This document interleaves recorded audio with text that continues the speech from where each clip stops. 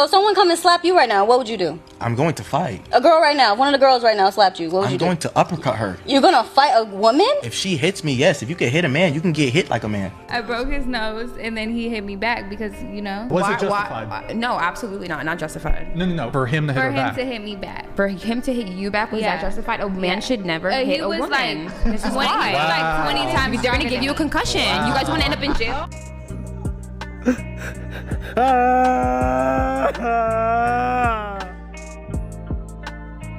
So y'all have seen me talk about this topic, right?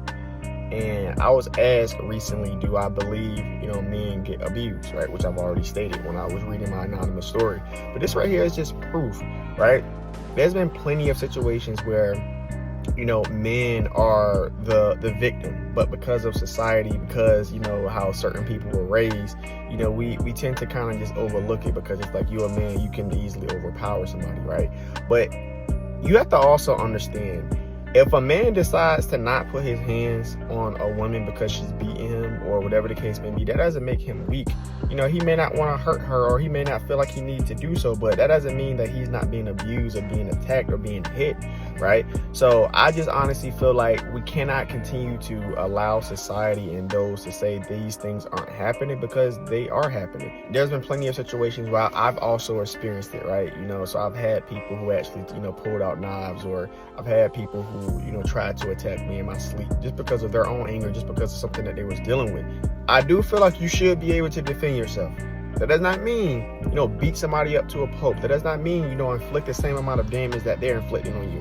How I was raised, growing up, my mom will always tell me, if somebody put their hands on you, defend yourself. And if it's a woman, you can easily push them away from you just to get them off you. I'm gonna tell y'all a story, something that happened to me when I was a kid, right? When I first experienced this situation with a girl.